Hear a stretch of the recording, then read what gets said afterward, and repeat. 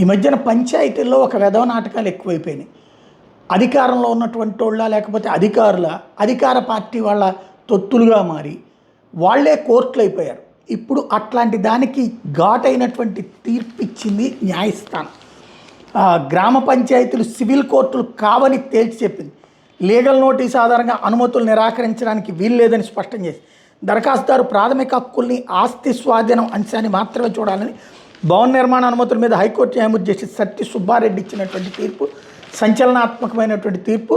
కర్నూలు జిల్లా సీతారాంపురం గ్రామానికి చెందిన కాంటారెడ్డి జమాల్ రెడ్డి 2009లో కొన్న స్థలంలో మట్టిని నిర్మించుకుని పంచాయతీకి ఇంటి పన్ను చెల్లిస్తున్నారు. ఆయన మట్టింటిని కూల్చేసి భవనం నిర్మించుకోవాలనుకున్నారు. ఆ ఆస్తి మీద యాజమాన్య వివాదం ఉందంటూ జమాల్ రెడ్డికి ఆ స్థలం విక్రయించిన వ్యక్తి వారసులు పంచాయతీ కార్యదర్శికి లీగల్ నోటీసులు పంపారు. ఈ లీగల్ నోటీస్ ఆధారంగా గ్రామ పంచాయతీ 2020 డిసెంబర్ 24న జమాల్ రెడ్డి ఇంటి నిర్మాణానికి అనుమతి నిరాకరించి దీన్ని సవాల్ చేస్తూ జమాల్ రెడ్డి హైకోర్టును ఆశ్రయించారు. ఈ వ్యాజ్యం మీద విచారించిన న్యాయమూర్తి జస్టిస్ సత్తి సుబ్బారెడ్డి ఇటీవల తీర్పు ఇచ్చారు. భవన నిర్మాణ అనుమతి ఇవ్వడం అనేది ఒక వ్యక్తికి కొత్తగా యాజమాన్య హక్కులు కల్పించదు, అలాగే మరొకరికున్న హక్కులను లాగేసుకోదు. ఒకవేళ ఆస్తిపై ఎవరికైనా నిజమైన అభ్యంతరం ఉంటే వాళ్ళు సివిల్ కోర్టు ఆశ్రయించి తెలుసుకోవాలి. అంతే తప్ప పంచాయతీలే సివిల్ కోర్టు పరిధిని తన చేతుల్లో తీసుకోకూడదు.